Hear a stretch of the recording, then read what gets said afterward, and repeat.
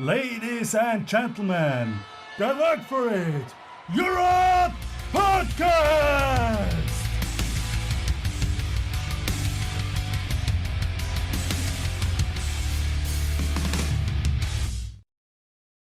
What's going on, guys? Hot enough for you out there, Albert? Is it hot in your shop? Very. I got the nice air conditioner going in here. It's like 20 degrees. It's perfect. Yeah, we don't have an air conditioner in our shop. You got to get one. I know Paulius doesn't have one. He's too cheap. I don't. I just got a new window, my first window in my workshop. Oh, one that opens. No, just basically a window. That's it. Because it's yes, because It's it was time to an upgrade. old. It was it was an old farm building, and I wanted to insulate it very cheaply because I wasn't full time, and I was thinking just it needs to be warm at winter. So we plugged all of the windows, and the windows are like these glass bricks. And yeah. so I basically recovered one of the windows, and it's a wonderful feeling finally after 1.5 years in a windowless shop. It's pretty good now. See Yeah, some but light. those don't really let a lot of heat in though. You get the light, but they're pretty good insulations, right? Yeah. I think they have air pockets inside, so they are Yeah. pretty decent. But what's the temperature up there in Lithuania? It's a bit colder than it's down here, right? We have a colder. It's like basically the weather channel right now. So this week we are experiencing a little bit of a downfall in temperature. Currently, it is 12 degrees Celsius warm. The highest temperature today was 18, and at night it will drop to 11. A few days ago, we had a sky high 28 in the day. So it was pretty warm, but we are now back again to the basic Lithuanian summer days where we have gray Zeppelin sky. So Okay. it's fine. So here down where we are, it's a bit warmer. So we have, I think, 30 degrees. And that seems to be the Yep. new normal now. So something between Oh. 25 and 30 degrees in summer. What's the shop temperature then? If it's that hot outside, because you guys are in like a metal Yeah, walled shop. I mean, it's not that bad if we open all the roller doors, but when we're forging, it can be like easily 40 degrees inside, especially on the top floor, because the top floor is always Yeah. way warmer, at least 5 to 10 degrees. So when we're forging downstairs, it's all right, but if you go upstairs, it's like 10 degrees warmer. That's where all our students have to do the hand sanding, It's torture. It's part of the experience. Exactly. They have to experience you pay. guys playing Yeah, foosball and drinking beer while their hands sanding up there. exactly. Yeah. It's a very nice business model, isn't it? Yeah. Really, really good. Really good one. Yeah, I know that you'd like that, right? I would love that. Like they pay you to do the work, and then and you just drink beer. So, guys, I got a pretty weird email the other day from a customer. If he listens to the podcast, I'm sorry, but he sent the email and he wanted to know, the zipper bags that I sell online.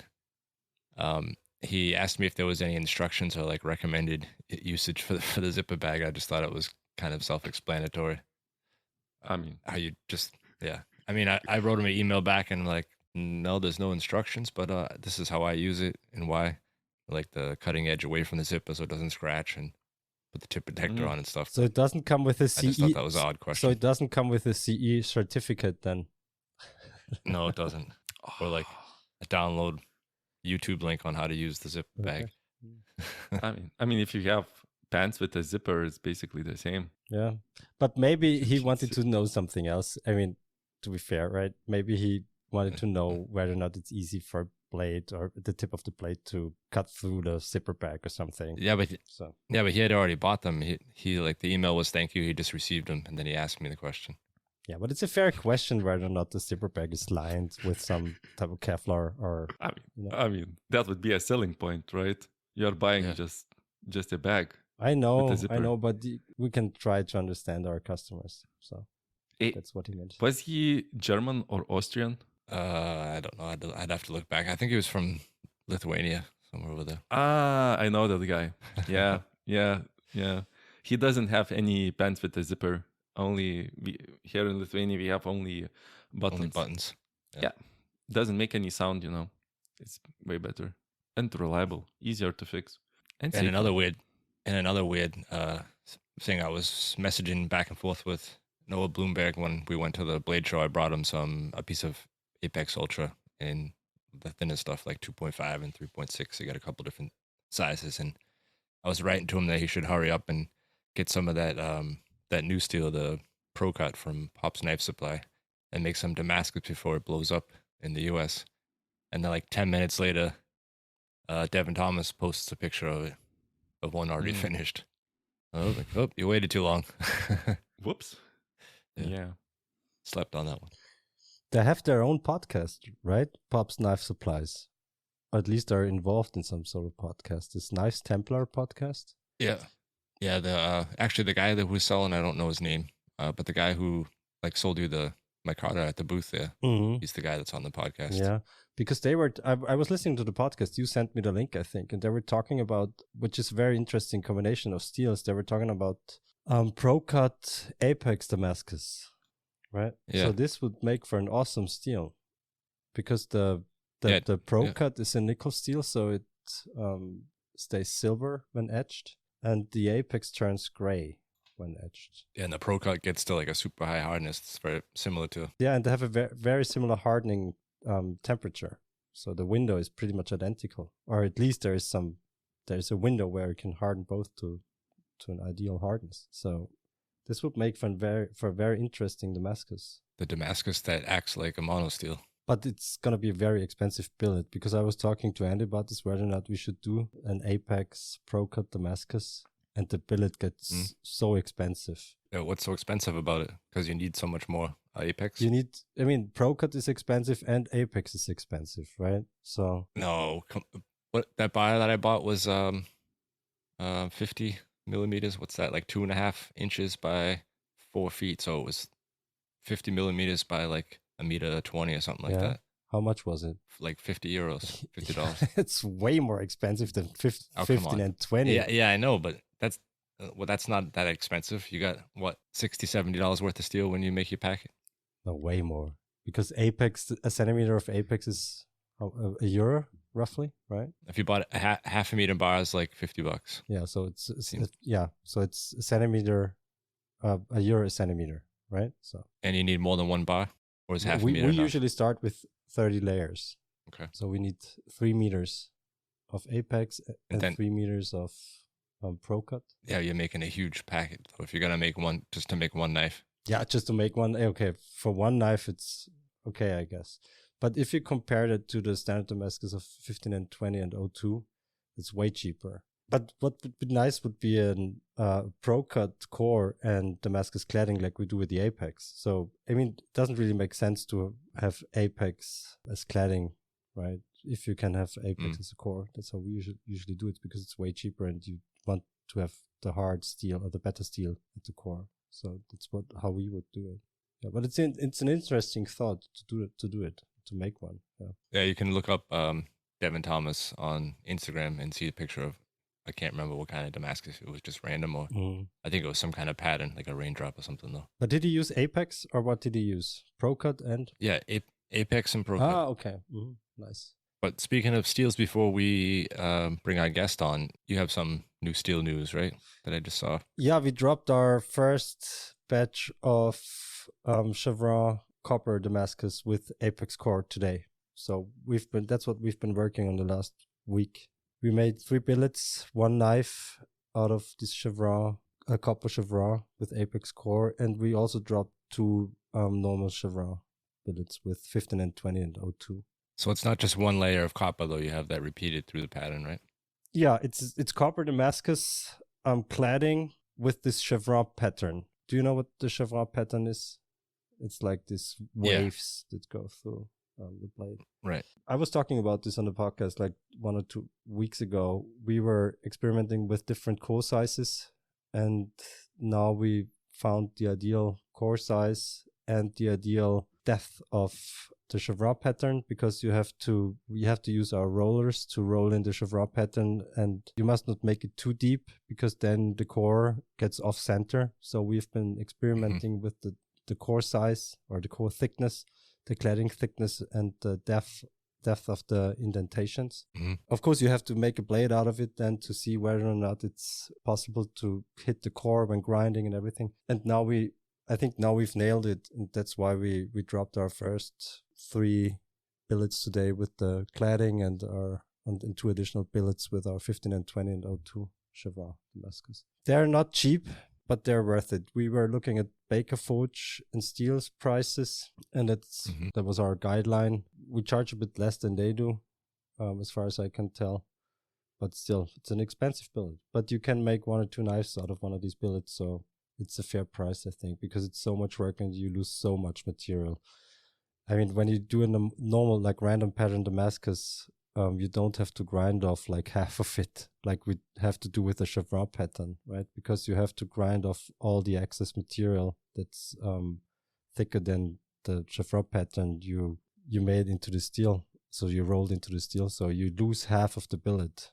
Half of the billet becomes dust, basically, when you're making chevron patterns. So that's why it's a bit more expensive. And then, of course, copper is also very expensive. So that's why we have to charge what we're charging now. Let's see if they sell. I mean, we are pretty positive because there is no such thing, as far as we can tell, around in Europe, like copper Damascus chevron with apex core. We haven't seen that over here. Yeah. Let's see. And we finished 1 knife with this. And is that knife for sale too? That knife is for sale, yeah. I finished the handle today. So it's a buffalo horn in the front, and there's mammoth ivory. There's a mammoth ivory liner, and then there is a hornbeam handle. So black. Black, yeah. It's black, white, black, and with the chevron copper pattern on the blade. And the apex core, obviously. Nice. Go to the Salzburg Messerschmitt website and check them out if they still got any left. We have 3 billets left. I mean, when this airs, I don't know if we have any left. That's what I mean, yeah. But we'll make more. I mean, now usually we sell our Damascus by the centimeters, right? So you can order like whatever, 5 centimeters, 20 centimeters, 50 centimeters, how much you want. But with the chevron patterns, we can't do that. First of all, we would destroy the pattern if we were to sell it by the centimeter. But what would you do with 1 centimeter of chevron pattern? Yeah. So that's new for us because we sell these by billets, right? So we sell like the 3 billets we have left, and of course you can custom order a billet, like you can always do. You can say you need like 60 centimeters or 50 centimeters of Damascus. You can also do it with this one, but we're somewhat limited, and this brings me to our guest.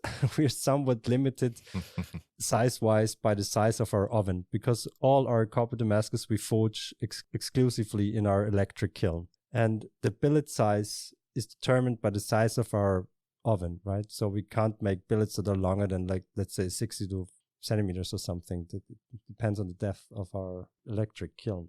So we might need a new kiln, a longer one. Wonder if anybody knows where we can find one of those Paulius. Can you help us out on that? Oh, can I help? I'm your man. You can get your kiln on Minihell.eu. And today we have, while at the checkout, please use WF55 to save 5% off. But today we have the myth, the man, the legend, Baltazar from Minihell.eu. Hello, guys. Hi. Welcome to the show. Yeah, thank you for inviting me, and sorry for my disappearance at the first time, but I was very sick. And so you're the guy that's making all the Minihell ovens. Yeah, I'm the guy who left the knife making to build ovens for knife makers. So actually, maybe we can start with a question from our listeners, because it's a very good starting question. And my buddy, my Schnuckelputz, Benjamin Camon, asks, Baltazar, what is your background, and why, how, and when did you decide to go into the kiln business? Okay, so I was broke college student. And then I started making knives when I was like 16 years old, I think. And then after like a couple of years of making knives, I found out that there is a big problem with heat treating kilns. It was very expensive to buy a new one, and all options were like buying the used, very old kiln, and just install the PID controller in it to heat treat knives. So I decided that I will build myself a kiln, but like I said, I was broke, so I did it very, very cheap. And actually, the first kiln had the outer casing made of the, I don't know if it's the same in English, but the OSB board, like this compressed wood board. And it was a bad idea. Like it worked for a couple of times, and then some connections like they lost their strength, and the heat was going to the outer shell of the kiln, and it's almost burned the wooden sheet when I was making knives. So yeah, it was pretty bad idea. And then my parents sponsored some materials, and I had a second attempt on making heat treating oven, and actually it was very good, to be honest. And a couple of people texted me that they would like to buy one. So yeah, then I've made like 2 kilns, and then I was like again making knives, but after like I don't know, like a year or so, I came back with the idea of making the kilns to make a profit. Yeah, and then the whole company started. And to be honest, like the background in knife making helped a lot, because a lot of people like knew me, and I was also like pretty young, so like people wanted to support me, and they were buying kilns, and the whole snowball started, and now we are like selling like 500 kilns per year, I think. So it's quite a nice number. That's, of course, thanks to us. Yeah. To our popularity. Yeah. To you, Polius, because you bought the kiln, like one of the, it was the first generation of the Minihell oven. And I still have it, and I very clearly remember I tried like everybody says that I'm cheap, and I tried to build my own kiln, and it took me like 3 tries, I guess, just because I bought the wrong specification white bricks, which I thought the bigger the number, the better, but apparently they expanded a little bit more with heat than the other bricks. And I also tried to use some cement, and it broke at all of the joints every time I tried to bake it in, you know. And then I was like, fuck, no, it's I'm wasting so much time and so much energy and money on these materials. I better just buy one. And I was looking through the groups on Facebook, and your kiln came up, and then I still have it, and it works wonderfully. And yeah, it's just a great purchase that I never regretted, actually. Yeah, I got. How long ago was that? Maybe 2020 or 2019. I can check. Could it be? If you want. Yeah. You can About 5 or 6 years Tell old. us. That's good. Yeah, please do check if you can. Okay, just give me a second. So Albert, what size would you need for these builds that you're thinking of making? Yeah, I mean, a meter would be awesome.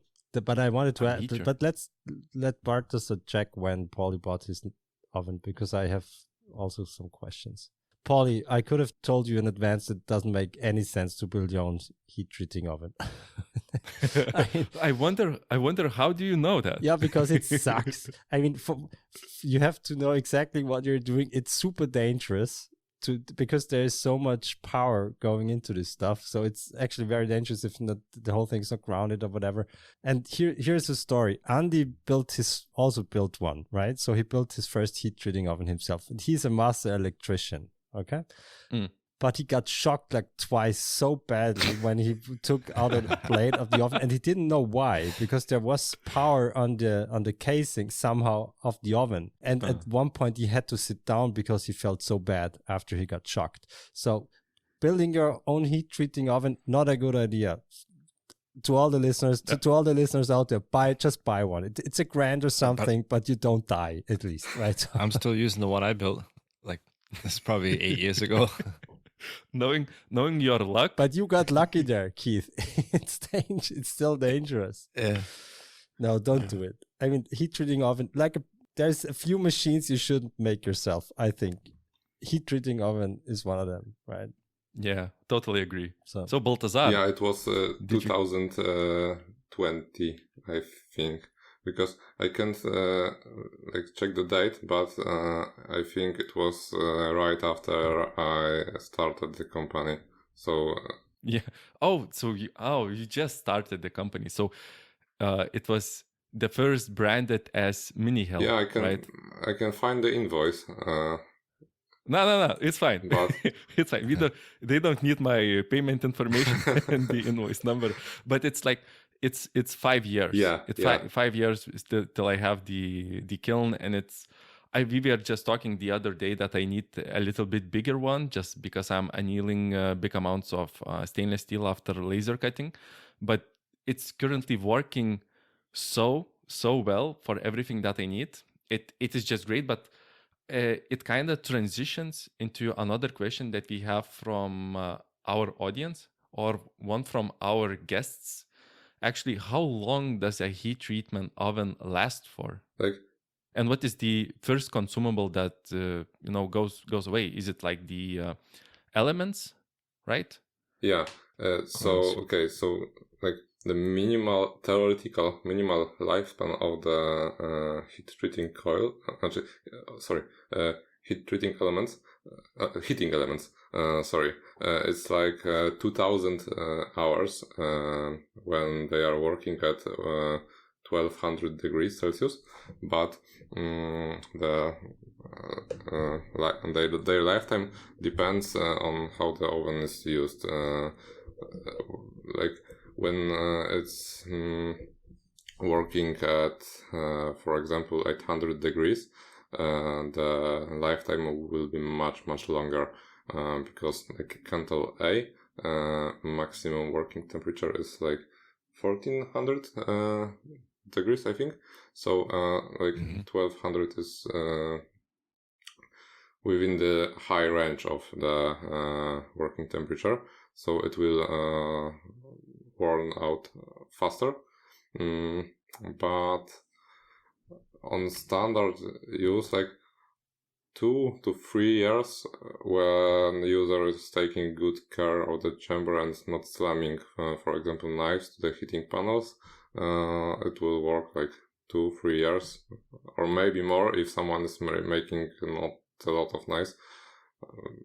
But in professional use, I would say 2 to 3 years. And it's basically what gives up is the heating element. Yeah. And are these easy to service on your kilns, or can we people buy kits, or how do you refurbish them after they are burnt up? Yeah, so it's not recommended to change only the heating coil, because the ceramic heating panels are very brittle after the burnout of the kiln. So the whole kiln is like a modular construction. You can, for example, change the whole chamber or rest of the components.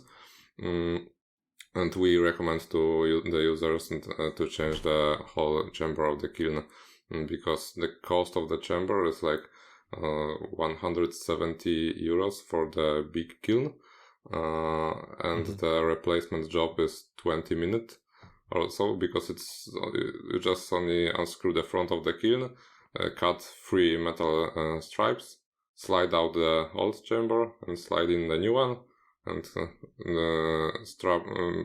install the metal straps holding it again, and screw on the front of the kiln, and it's done. So it's pretty quick job, and you have whole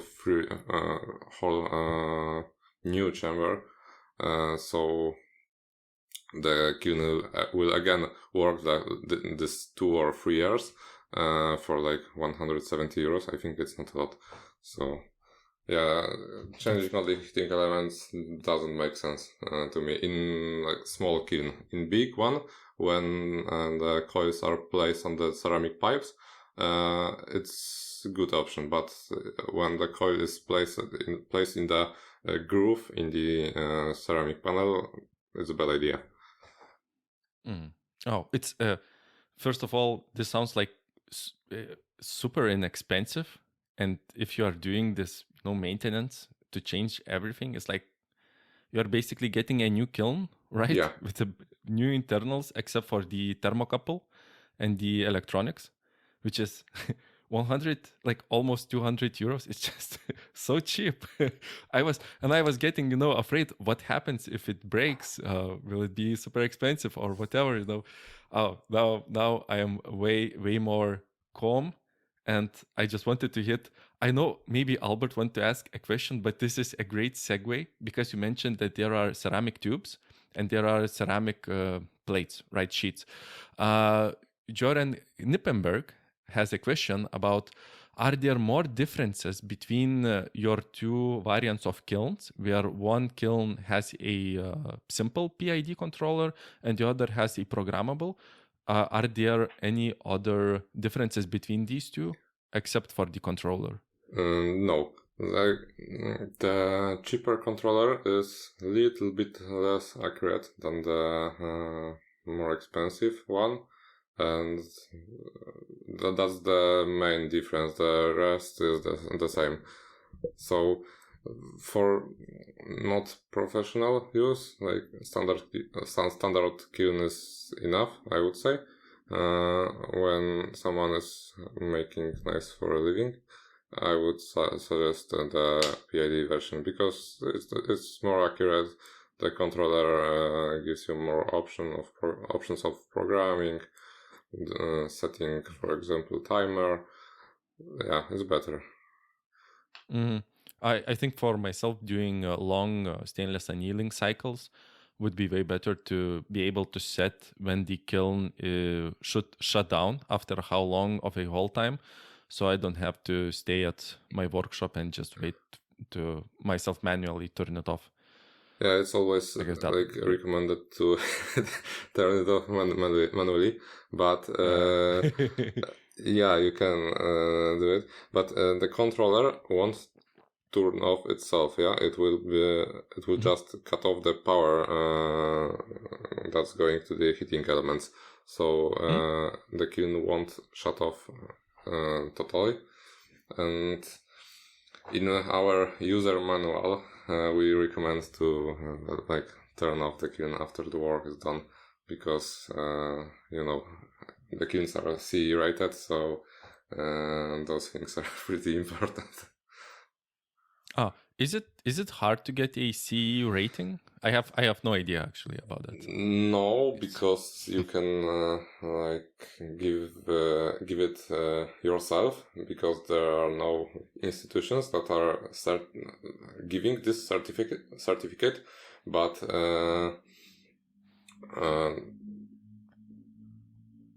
you are taking responsibility for it. So we paid shit ton of money to the company that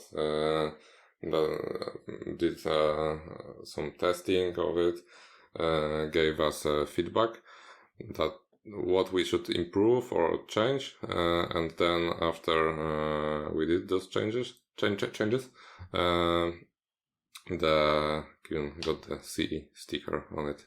Oh, so I guess it is important when you are selling to B2B, business to business clients. Mm-hmm. So they want that certification. Okay. Especially the big companies, because when we are building like custom kilns for bigger companies, they need it. Oh, okay. And I guess to do any custom builds, like Albert, I think he mentioned that they are doing billets of 1 meter length.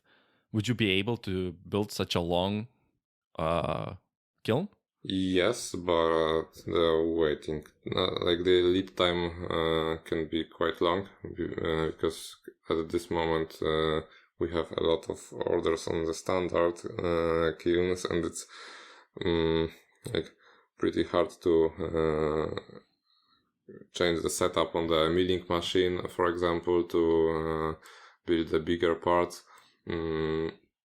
And to glue the bricks together, because when you're building like a big kiln, I'm gluing with the fire resistant mortar the big sheets of the bricks, and then they are faced on the milling machine, and then the milling machine or the table saw cuts the kiln parts. So I already have the milling machine set up to cut the small parts for the standard kilns. I would have to change everything, and it's quite time consuming. Also, create the CAD drawings for all those parts, and it's a lot of time.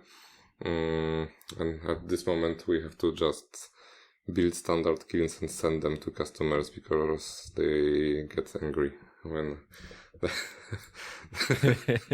So, sorry for giving too much business for you. yeah. But wouldn't be that as simple as just gluing two 50 centimeter kilns together? I mean, for me, being a simple, being cheap ass and just stick them two together. Yeah, but for example, using forging, the kiln chamber should be more robust than the standard ceramic fireboard, because on heavier loads, it's pretty brittle, and by sliding in and sliding out the billet that weighs, for example, like I don't know what, let's say 2 or 3 kilos, it can worn out the kiln floor pretty fast. So at least brick floor is recommended, but for the professional use, I would suggest the heating elements on the ceramic tubes, and the kiln floor made out of the ceramic bricks. And more power, because the billet weighs a lot, so you have to have a lot of power to heat up it. But I have a question I wanted to know, and we kind of talked about it once on the podcast before, but it's pretty much all opinions, but maybe Baltazar can clear it up for us. If you have one heat treating kiln and you're using it for heat treating and for tempering, does it hurt the coils on the does it hurt the coils to be cooling off the oven so quickly? Like a lot of people just open it up and blow fans on it to cool it down quick so they can temper. Is that bad for your oven? It is, and it's not. It depends, because for the heating elements, it's better to like blow the compressed air or put a fan in front of the kiln, because it's the same as with the steel. When you quench the blade in the water and it's quenched fast, it's not always so good for the knife blade. It can crack, for example. Same with the heating elements, so they like to be cooled slowly.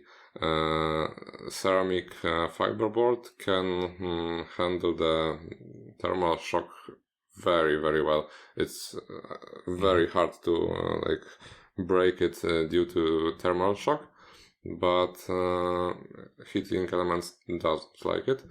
There is also a problem with fast cooling the kiln, because you can cool the kiln and the thermocouple will show you, for example, 200 degrees, and then you will close it and the heat will migrate from the outer layers of insulation to the inside again, and it will be, for example, like 400 in the kiln again.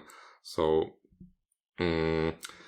it's better to, for example, have two kilns, one for tempering, one for heat treating, or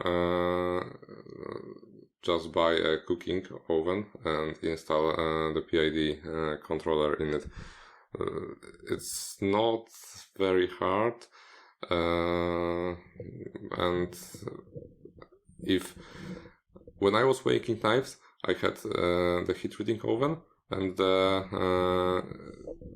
small cooking oven with the thermocouple and the PID controller on it, so it was very accurate.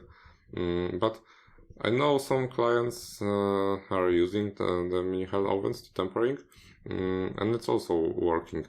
The only problem is when you have a cold kiln and set, for example, 200 degrees, the kiln has a lot of power to heat up fast, so the air in the kiln chamber is heating much faster than temperature sensor at the lower temperature setting, because it's still pipe around the like probing wires in the thermocouple, so it needs some time to soak up the heat.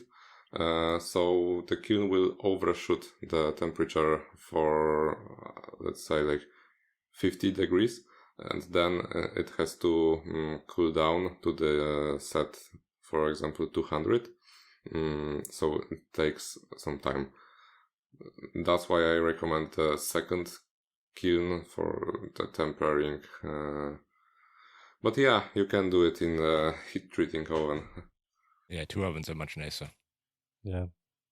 But talking about sizes, what's the largest oven you've built so far? The largest was for heat treating like 2-hand swords, and it was 2 meter high, a vertical kiln. Mm-hmm. It was opened like a fridge, yeah. In front of you had the doors. Ah, yeah. Mm-hmm. And the sword was hanging from the ceiling. Yeah, but it was pain in the ass to build it, and it was so huge and heavy that we had a serious problem with putting it on the pallet. And finally it went on the custom pallet, laying on the ground, because it couldn't be shipped like horizontally. So how long's the lead time for one of your kilns? How long do we have to wait if you, let's say, order one now? A custom but one. The custom one or the standard? No, a custom one. We can't work with the standard one, because the largest standard kiln you sell is like 60 centimeters, right? From what I've seen on the website. And what size would you like to get?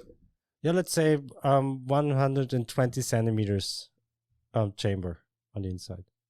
Okay, like 10 to 12 weeks. Okay, that's not too bad. That's Yeah, fast. Or is it just for us? That's why it's so fast. No, 10 to 12 weeks, that's all right. So that's fast. I would have expected like a year or something, right?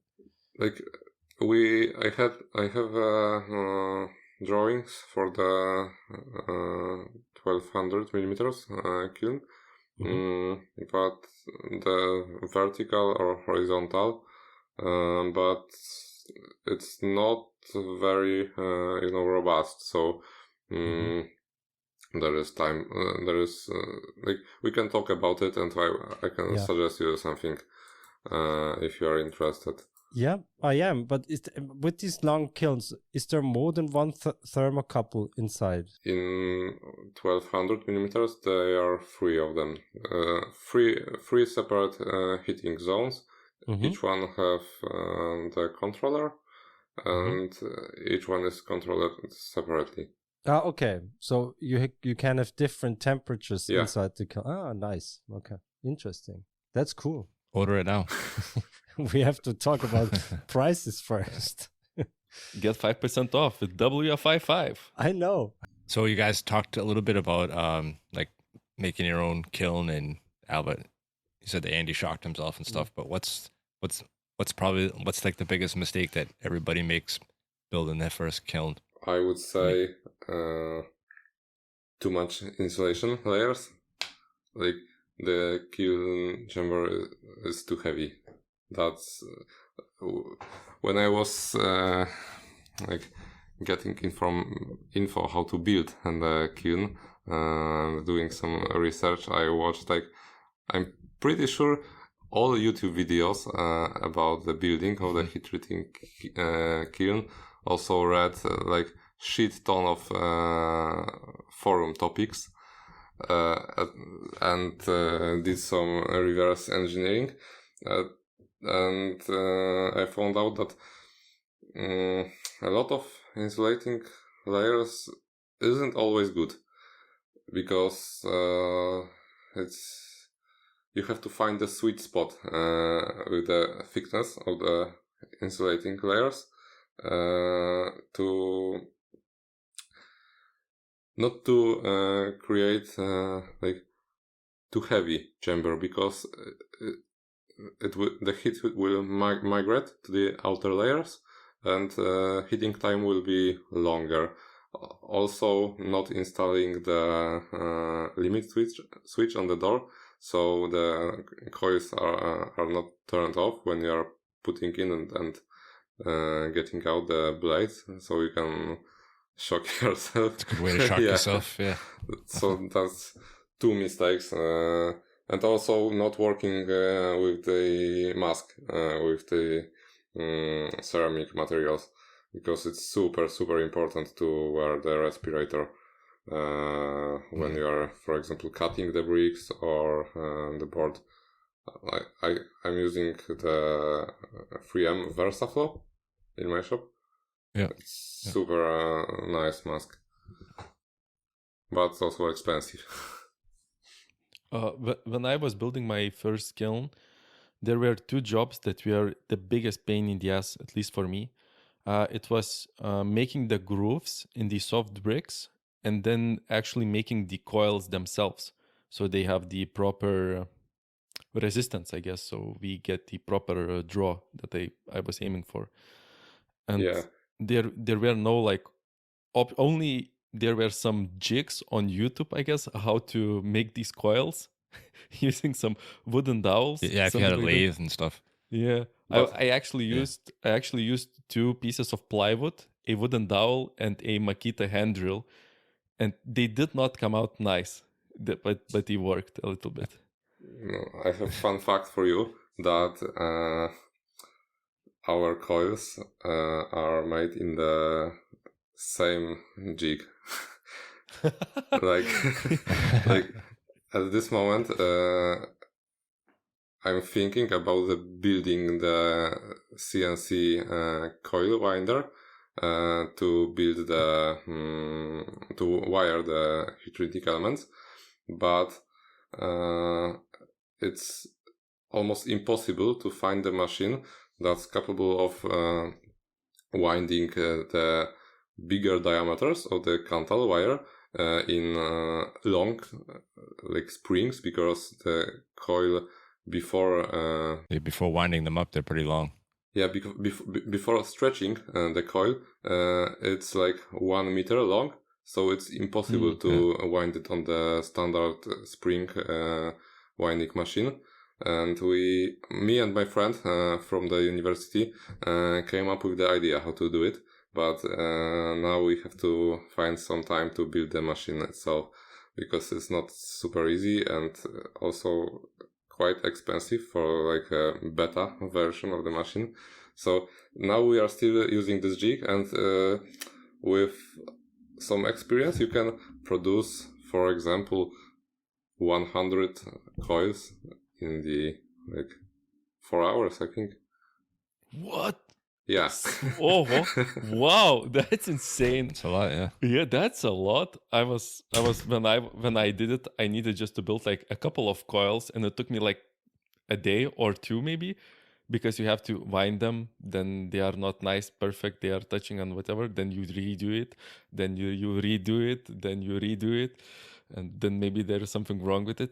And when you are, when you are trying to save money and build your first kiln, you don't count your time, but actually it's a lot of time that goes into it, and Yeah, that's why you mediocre shouldn't. results. That's why you shouldn't make your own heat treating oven. But if you were to, I started out with the coils and then built my oven from there. So I found the coils that wouldn't trip the breaker here at my house Yeah, not. under 16 amps, and then built the whole thing from there. I found the coils that wouldn't trip the breaker. Well, I mean, Like- yeah, you just gotta do some basic math and figure out how many amps it's gonna Yeah, you draw, can- and that's your You limit. can calculate this via the ohm law. Yeah, And you just have to have a multimeter to find out the correct measure resistance. Yeah, but the fun fact is, I don't know if I should say it, but the whole building process in working hours of the I need around 3 work hours to fully build the kiln from scratch, 0. So after 5 years, I'm pretty fast with using the electric screwdriver to put all of the screws, etc. So yeah. I mean, I was making fun of Keith just because I did the calculation a little bit different, where I was aiming for 3 kilowatts, and he was aiming for not tripping the breaker in his household.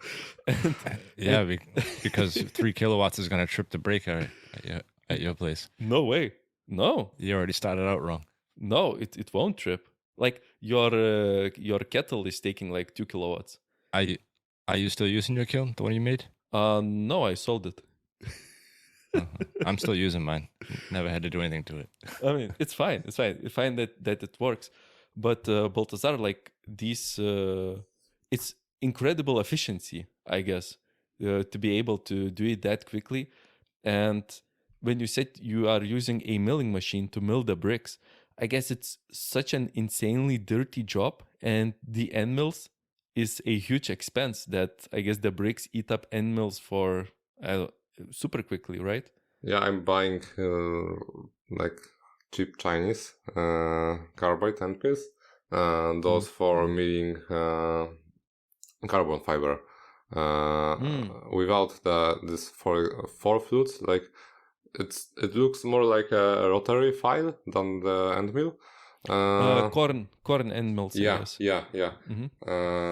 And just the cheapest that I can find, and they are working great.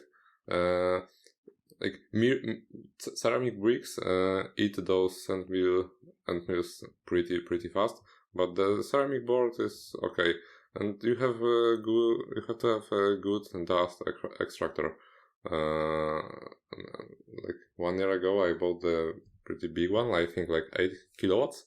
One with the 200 millimeter hose, yeah. And it's working great. It can also suck the half of the brick.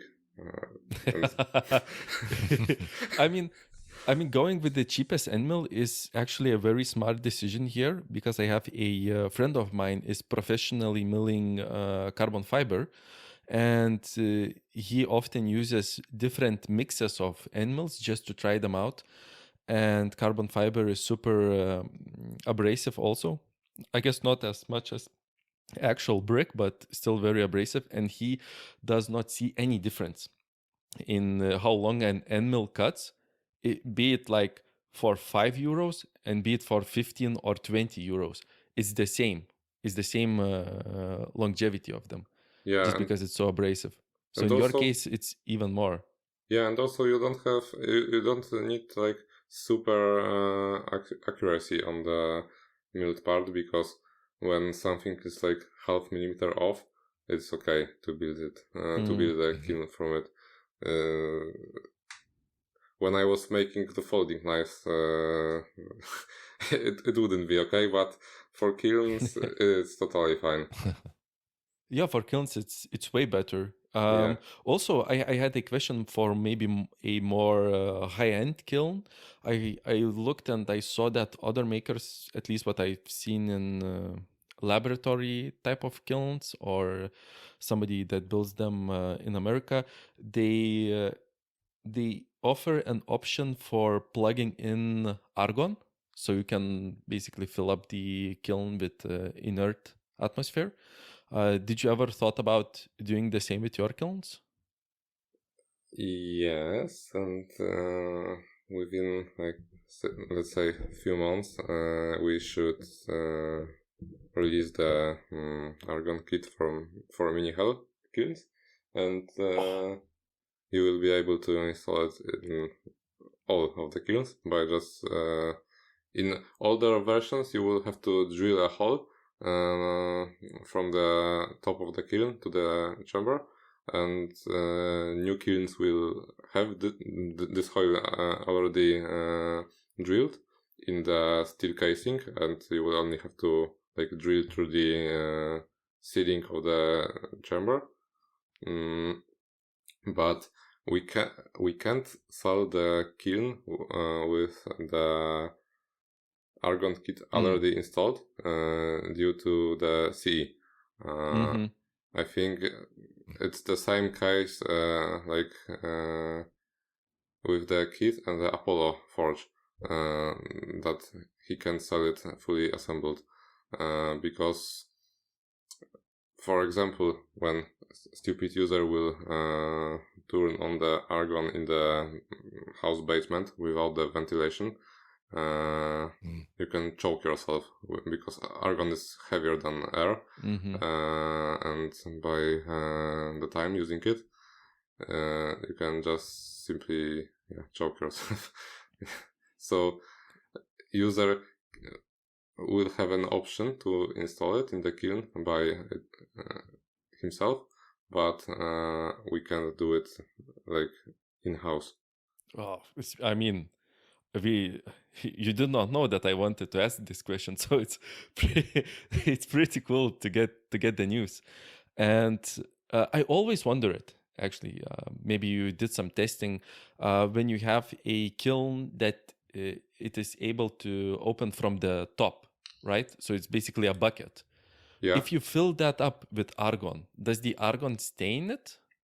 Or when the argon gets heated up in the kiln, right? Does it become lighter than cold air outside and wants to rise up? Yeah, it will rise after the kiln is open. So also it's almost impossible to like just fill out the kiln with gas fully without using the vacuum kiln, because there are always will be some air trapped in the, for example, pores of the insulating material, and without like pumping out the air from the kiln chamber and replacing it totally with inert gas, it's almost impossible to get the fully inert atmosphere in the kiln. You just have to. But Paulius, you could fill your shop up, Paulius, with argon, and then you wouldn't have to worry about it. Or just, that's smart. My basement shop, no complaints then. And you can buy the big vacuum chamber and suck out the air from it and replace it with the argon. Then the question is, Minihell vacuum kiln. Will there be? That would be too expensive for the regular knife maker. It sounds like you have thought about that. Yeah, I had some questions, but to be honest, the heat treating foil is pretty cheap, and for most of the people, it's doesn't pay off. Yeah. Too expensive. Yeah. Buying the kilns, for example, for 10k euro, you can buy shit ton of heat treating foil roll for it, and I think it would be more than enough to make some knives out of it. I mean, you would be surprised how many people would spend 10k on something that is that cool. I mean, having a vacuum heat treatment oven to never use foil or condensol.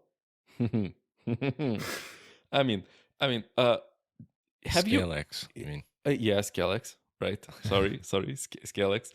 Have you? You can buy that on knifematerial.at if somebody is looking right. for. Yeah, that's right. Use WF55 to save 5% off at knifematerial.at. By the way, Baltazar, have you? It looks like you have thought about the vacuum chamber. Like, would it be like for 10k? Right. Just speaking, just playing with the idea. How big would be the chamber be of a 10k vacuum kiln? Just to close the small knife making kiln, let's say like the 500 millimeter one. 500 millimeters. No, because the vacuum chambers are pretty expensive, and you have to buy one large enough to fit the kiln inside. And I guess, but it creates a plethora of other problems, I guess. How would you take out your blades to blade quench them? It's right? Because in big industrial kilns, I'm pretty sure that it works like that.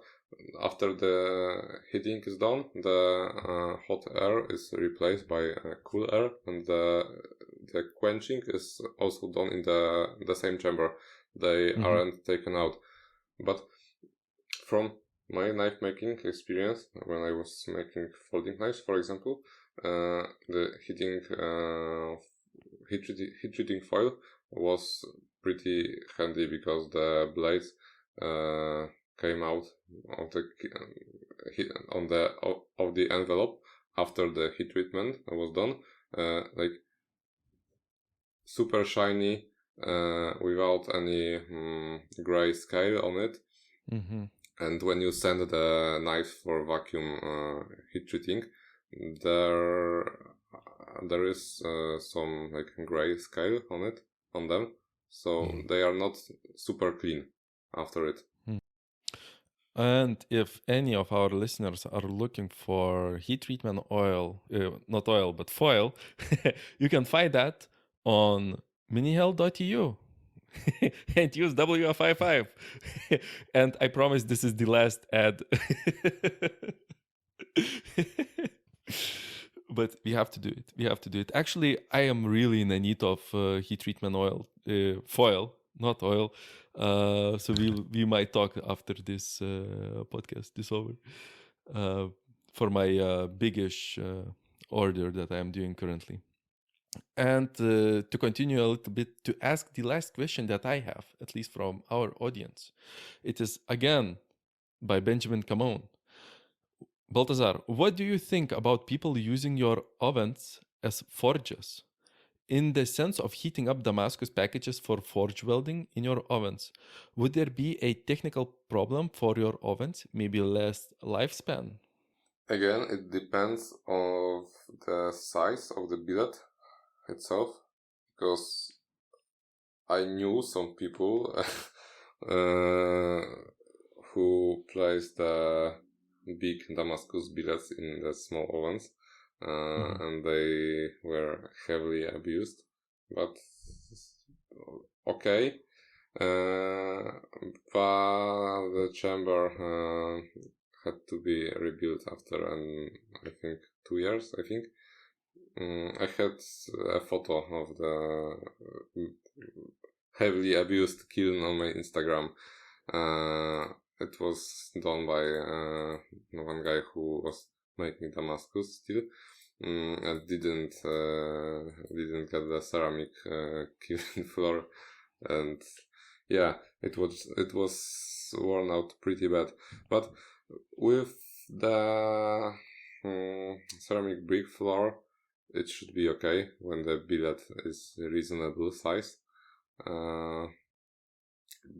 But the gas forge is always more efficient than electric kiln.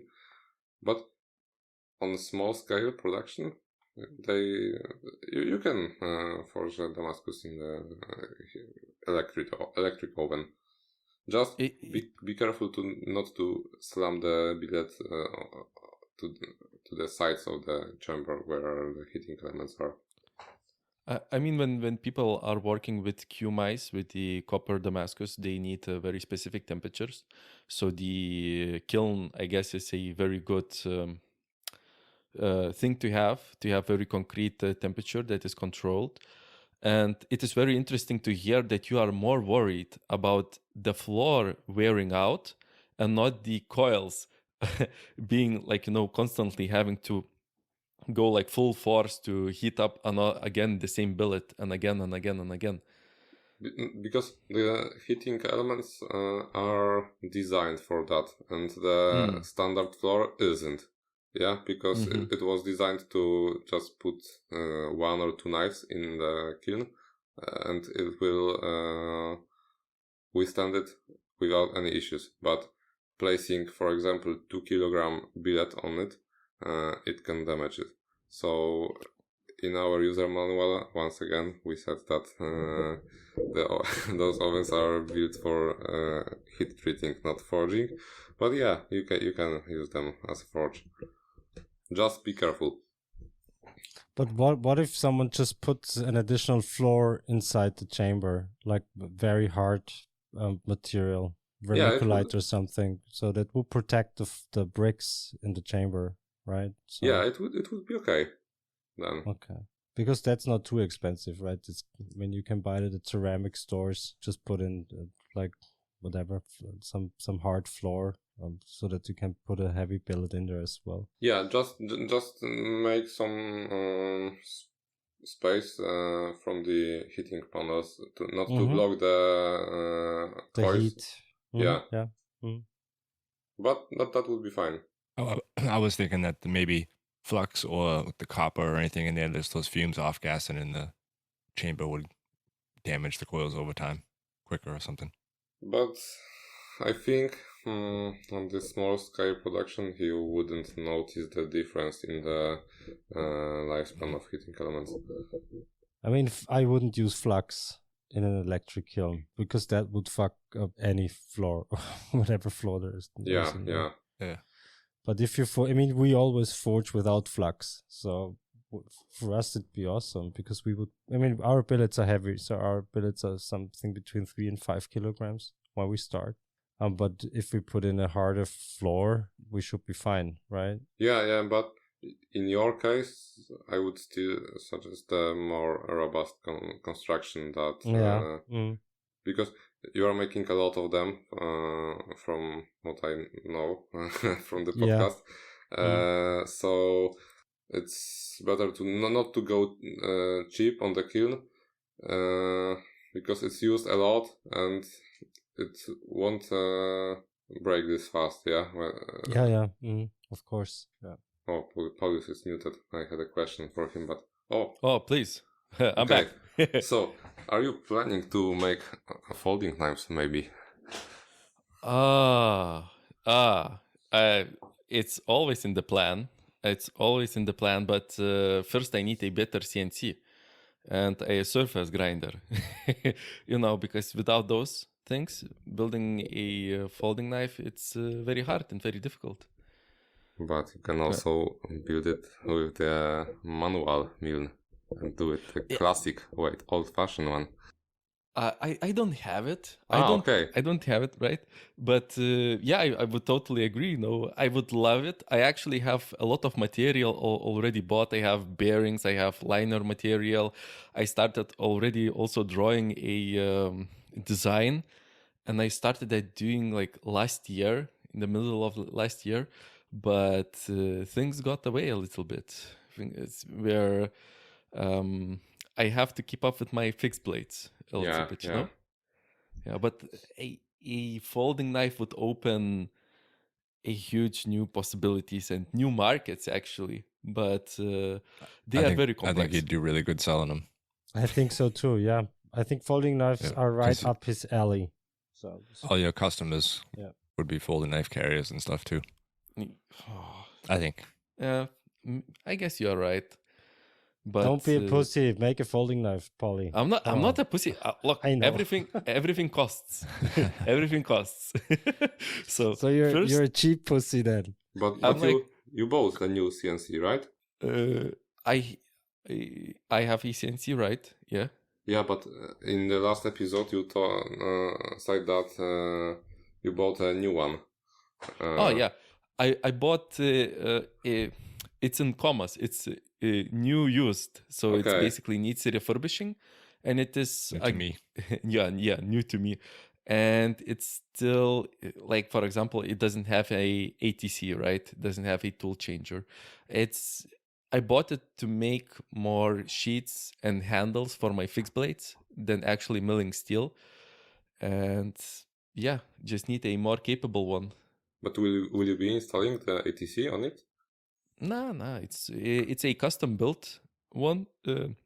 DCNC actually, it's by a Polish maker which built the CNC for a Lithuanian, and then after like 7 years of use, I bought it from that Lithuanian, the Polish built CNC, which is basically a no name, no brand. Ah, okay. I was looking into building your, you can program your own and make your own ATC, but I would love to do that, but this is not how I make my living, right?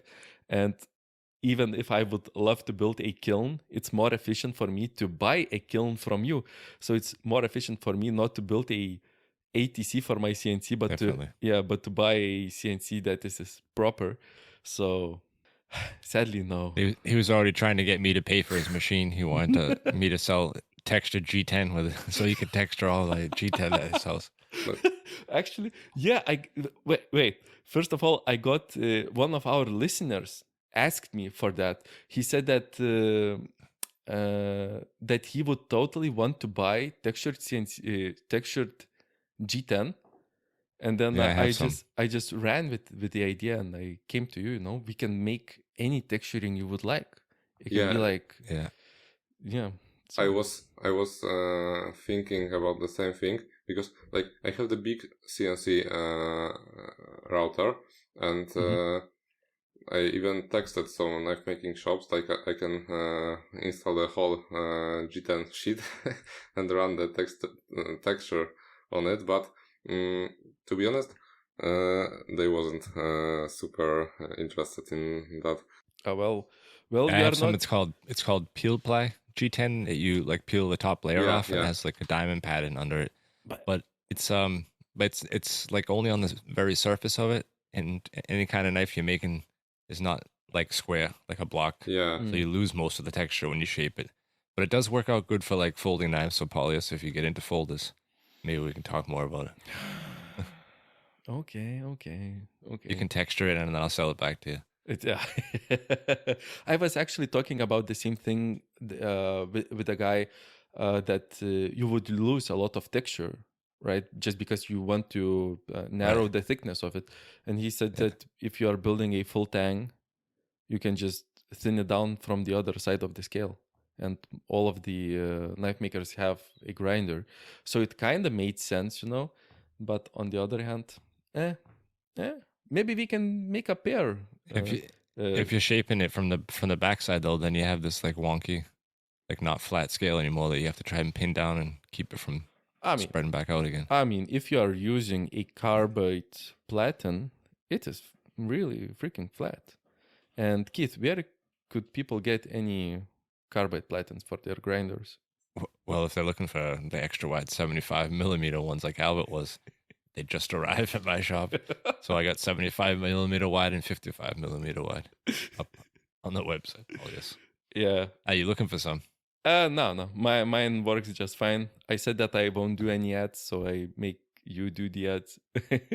Yeah, I mean, you're not breaking yours like every other week? Nope, not like somebody. Yeah, I heard there is a guy who breaks like every week carbide platen. Is there? Here he is. Here he is. I've only broken 2, so I mean, that's too much. That's it. I know. I agree. Baltazar, do you know Polya started like a new slogan for your company? Oh, I didn't. Did Yeah. Yeah, Minihell, the kiln your parents loved more than you. Oh, it's the intro that I did on our past episode with the Benjamin Camon, where I said, I love my mother, I love my father, but you know what they love more than me? It's our Minihell kiln. Oh, I must have missed that because I've listened that episode where when I was driving to my job. It's at the very start, so I guess after 2 hours podcast, you must have been Oh, maybe I forgotten forgot. it. Yeah, it was a very long episode. Polyus was practicing it in the mirror for a week before he recorded that one. I Yeah. did not. Fucking yep. I did not. It was all spontaneous. All spontaneous, man. No, it's good. I think that's a good slogan. I mean, Really. I mean, but not for everybody. Maybe there are some. It will get very dark very quick. I won't. but speaking of slogans and all that stuff, I think we should ask our listeners, even though Polyus didn't want to.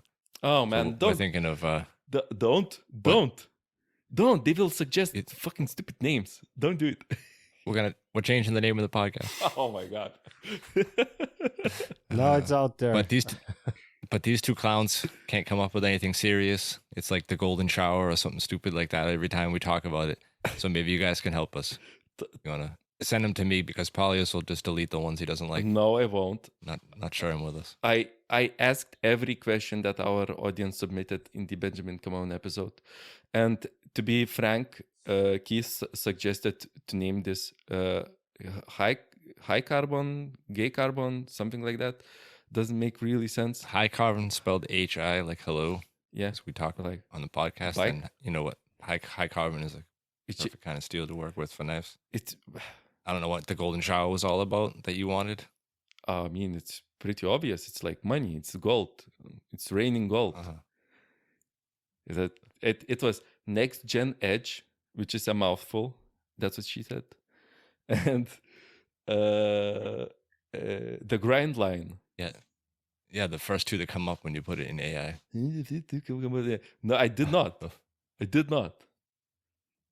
We had no good suggestions, so please.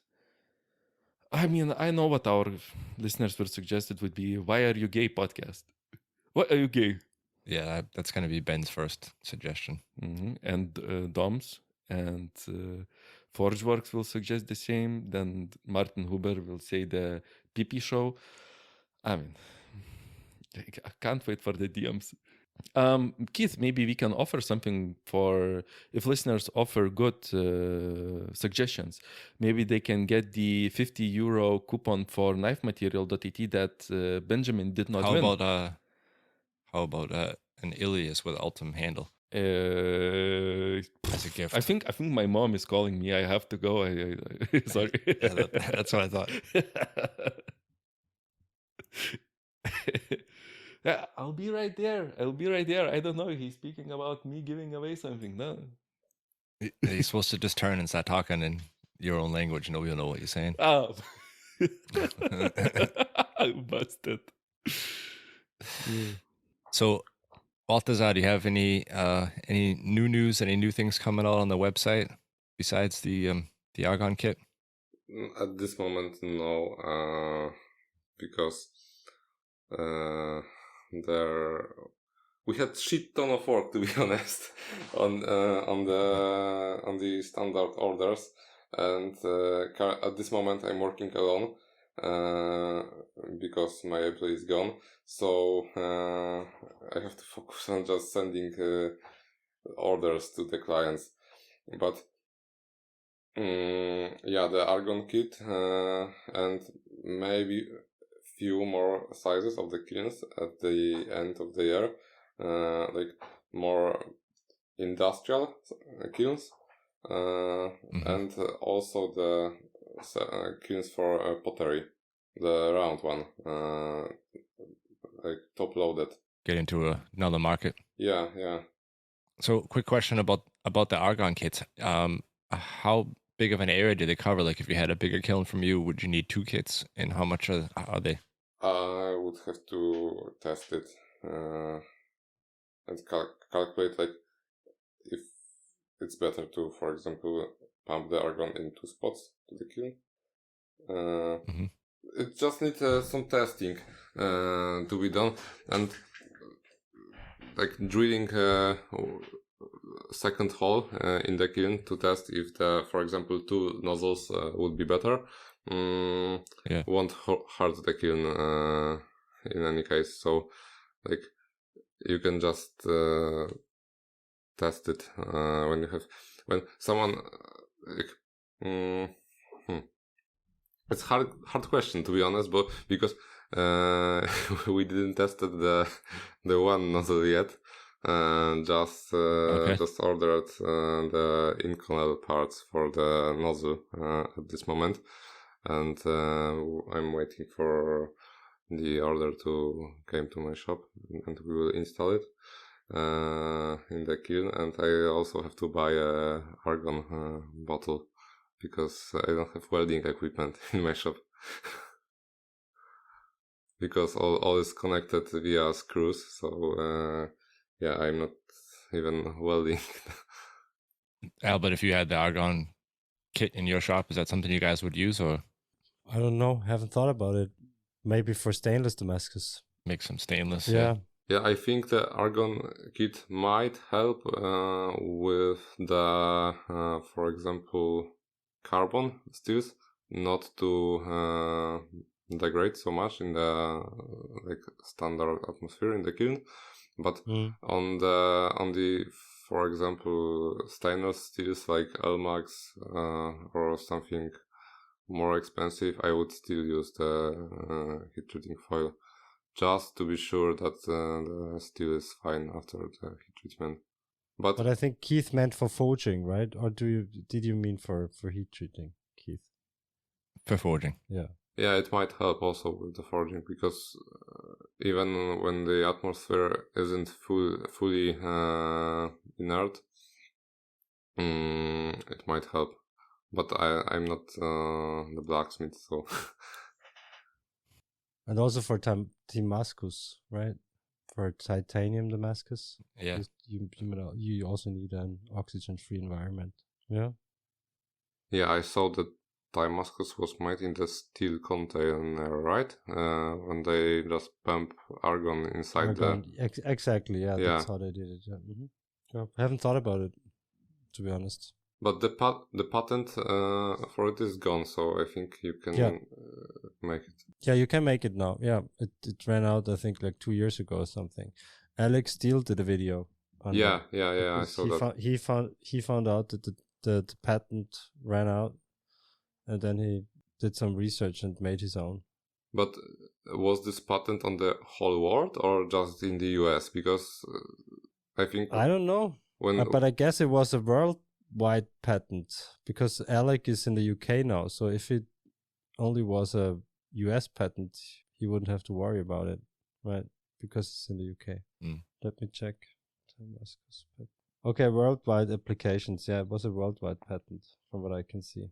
Okay, but now you can make it, so. Yeah. And that's the good thing with patents, right? If the patent ran out, and you still can download the patent, so you have a pretty accurate description of how it is done. So Yeah. But I wonder if someone will just pump the argon in the kiln, not in the steel container, if the patent would still cover it. I have no idea. If you have a good lawyer, I think you should be fine. Yeah.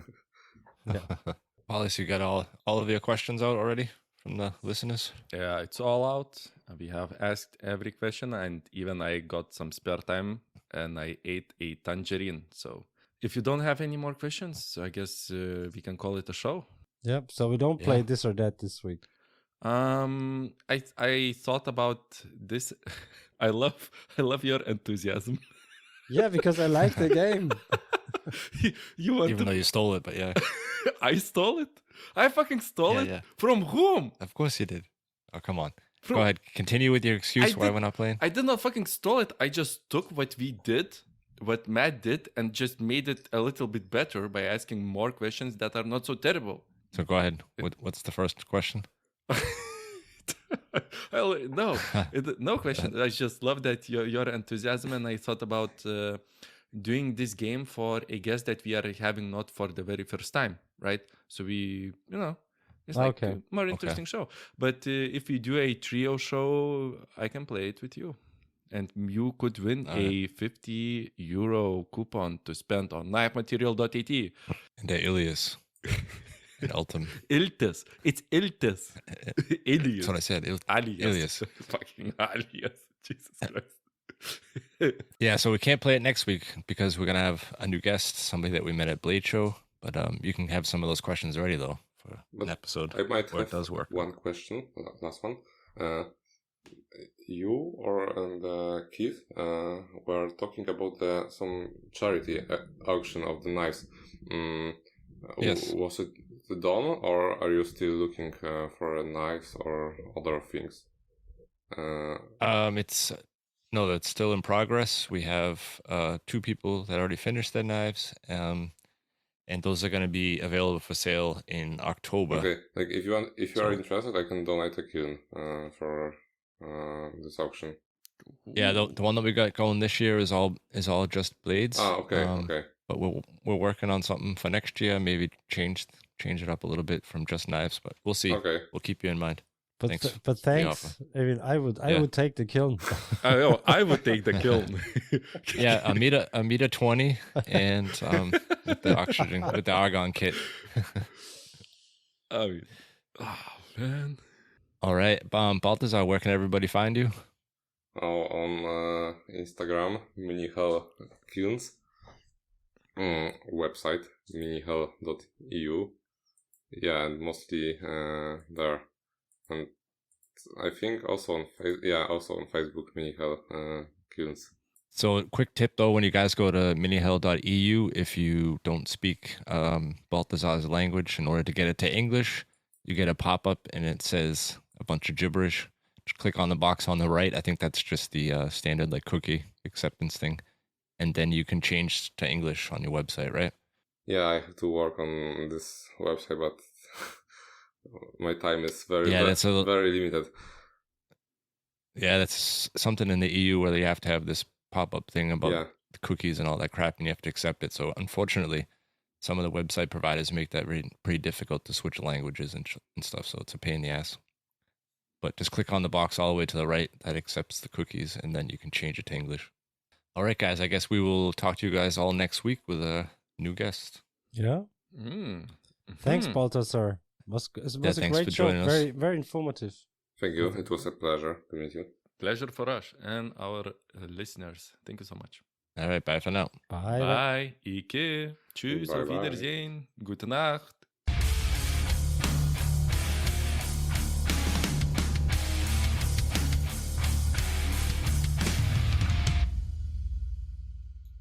Huh? Skills. Skills.